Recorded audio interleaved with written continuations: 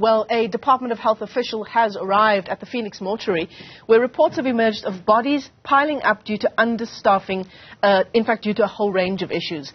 Workers, of course, complaining of unhygienic conditions at that mortuary as they try to work through a major backlog in autopsies. Our reporter Karinda Jagmohan is tracking that story for us. Karinda, have you been able to speak to that official from the Department of Health as yet?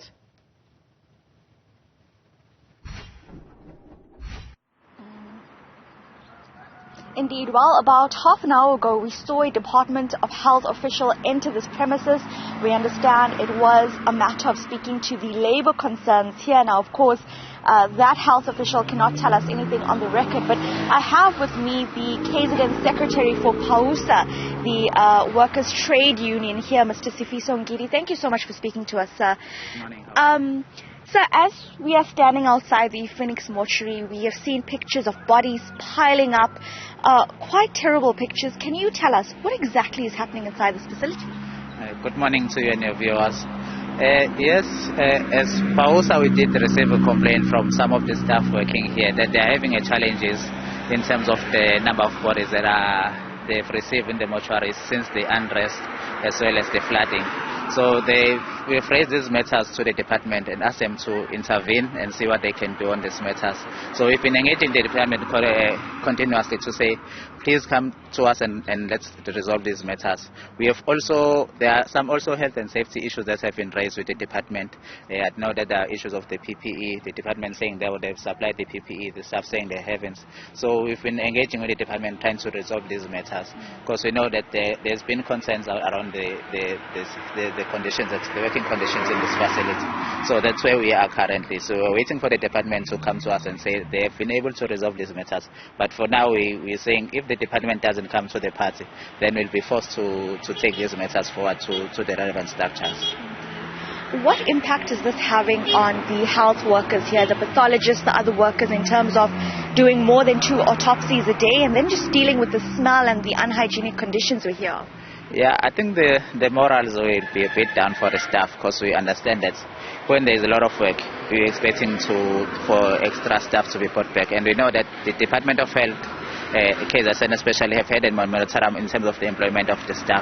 So we've been engaging the Department of Health as well in various structures, especially in the chamber, to say let them employ more staff for the mortuaries. Let FPS comes into the party and employ more staff, because now the staff won't be able to cope with this, and they're going to be fatigued, because we know that there was an unrest the previous year, this year with the flooding. So there has been a lot of work that has been coming into the mortuary. So we're expecting the department as well to play their part in ensuring that the staff are working in a very conducive environment, to ensure that they support them with everything that they need, especially with the tools of the trade, which is sometimes the workforce that is needed in order to ensure that everybody is doing their enough load of work. Because when you get to do more autopsies than you would, there's more. You're going to be doing more locals and mistakes that are going to be made.